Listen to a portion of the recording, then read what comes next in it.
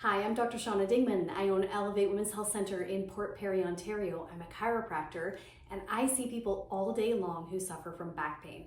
And I don't know if you know this, but one of the most common reasons that people have back pain is a lack of hip mobility. So given our sedentary and sitting focused lifestyles, I'm going to show you some great mobility exercises that you can do every day to help increase your hip mobility. I'm gonna start with the easiest ones and I'm gonna work my way up to ones that are just maybe a little bit more challenging. So here we go, let's get started.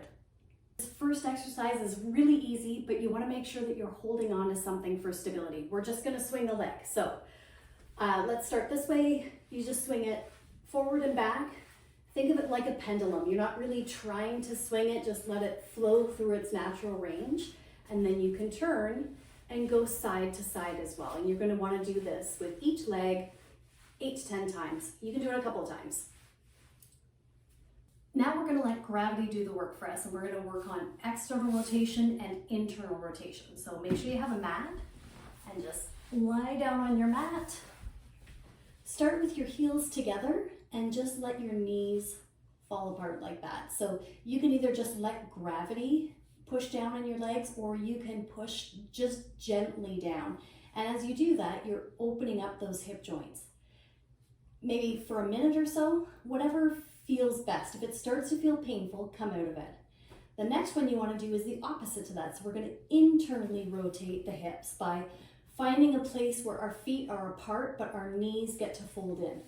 So if I go like that, my knees are touching, I can go a little bit more. So I'm going to take my feet a little wider and let my knees come in. So as I'm doing that, my hip joint is going like that. It's internally rotating. And that puts a lot of stretch around the capsule and some of the muscles that help to hold the leg bone into the hip socket. So if you can do that for a minute, great. I find it starts to feel really pinchy after about 20 seconds, 30 seconds. But the more you do it, the greater the range you'll have and the more time you can do it for. The next thing I'm going to show you is called a hip car. You've probably seen me do this if you've watched some of my videos, because I just love this move. This is like one of the best mobility movements that you can do for your hips. So come on all fours. I'm just going to show it from one side. So make sure you kind of lock out your elbows, because they're going to want to do all sorts of funky bending stuff when you're not thinking about them. And start by lifting the heel of your foot up toward the ceiling and then pause.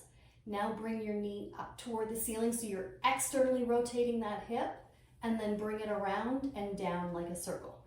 Up, out, around, and down. Do that 3 or 4 times in that direction, and then you're going to do the same thing the other way. This way, I find this direction is a lot harder. And you're going to do this 3 or 4 times on each side. This next one, I don't know what the name is, and I know I said that hip cars are my favorite, but this one ranks right up there with hip cars. If you're on a hardwood floor, make sure that you have a mat that's going to go underneath your ankle bones, otherwise you'll find it a bit painful. So what you want to do is turn one leg in like this. So this hip is internally rotating and this one is externally rotating. And when you get to this point, you can push this hip almost forward a little bit and get a nice hip flexor stretch out of it as well. And then you just go back and forth. And you do the same thing. Take your time doing it. I find as I do this, I tend to travel forward. That's normal. But just go back and forth, I don't know, 8 or 10 times on each side.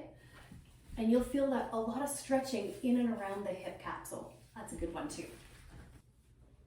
Okay, we're standing up again for the last one. This one is definitely the hardest for me.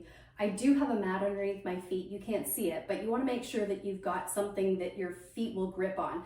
I'm going to show you from the side so you can see the motion. This one is called a pancake fold, and it really helps to not just increase the range of motion of your hips, but also increase the strength of your hip muscles. So what you're going to do is spread your feet just a comfortable width apart. You're going to keep your spine in neutral. You're going to shoot your bum backward, and you're just going to fold at the waist.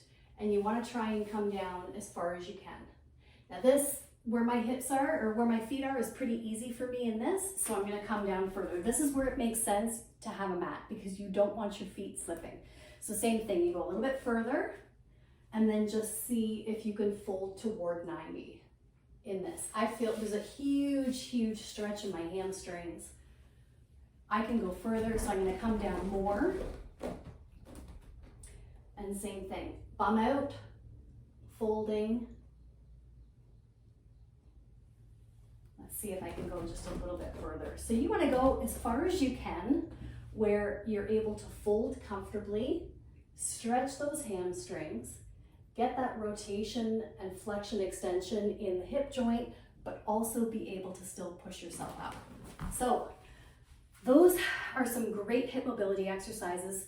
Whatever you do, start easy. Do whatever feels most comfortable. If anything starts to feel sore or pinchy, back off a little bit, see if you can make a modification. If you have any questions at all, make sure you reach out and ask me. But you can do some variation of these exercises, 1 or 2 or all of them, every single day. Just work it into your daily mobility routine. Have an awesome day.